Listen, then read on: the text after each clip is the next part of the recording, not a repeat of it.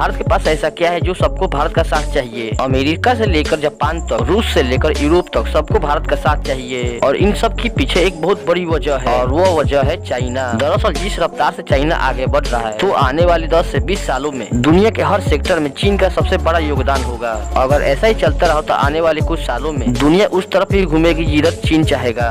इसके चलते ही अमेरिका और यूरोपीय कंट्री अभी से चिंतित है और ये सभी कंट्री चीन को बढ़ती ताकत को दबाना चाहते हैं और ये भारत की मदद के बिना संभव नहीं है, क्योंकि भारत चीनी सामानों के लिए सबसे बड़ा बाजार है और भारत का बॉर्डर चीन के साथ लगता है। इसलिए पश्चिमी देश चाहते हैं कि या तो भारत पूरी तरह से आत्मनिर्भर हो जाए और चीन की बिक्री में कमी आए, या फिर चीन और भारत आपस में भिड़ जाए और पश्चिमी देशों को चीन पर प्रतिबंध लगाने का मौका मिल जाए। लेकिन चीन बहुत चालाक है, वो भारत से भिड़ना तो दूर, प्रतिबंधों को डर से अपनी दोस्त को भी मदद नहीं कर रहा है।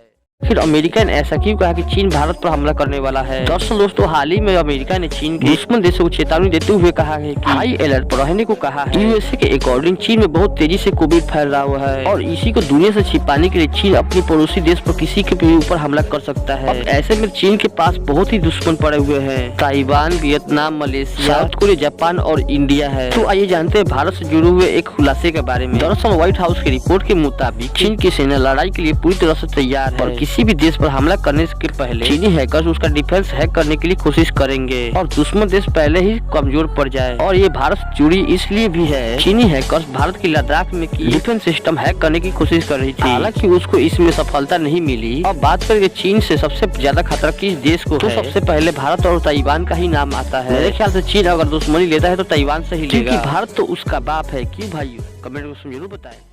आखिर कैसे रसिया को चीन से सामान लेना भारी पड़ गया। चीन हमेशा अपनी सामानों को दुनिया में बढ़ चढ़कर तारीफ करता रहता है। कभी अपनी मिसाइलों को इजराइल के मिसाइलों के साथ तुलना करता है तो कभी अपनी एयरक्राफ्ट को अमेरिका के एयरक्राफ्ट के साथ तुलना कर देता है। और आए दिन भी पाकिस्तान चीन से कबाड़ खरीदते रहता है और यही चीन के बहकावे में आकर रूस ने मिलिट्री वाहनों में लगने वाली टायर को चीन से मंगवाया हुआ था। अभी जो यूक्रेन में रूसी गाड़ियां गई हैं उनमें भी चीन का लगा हुआ है।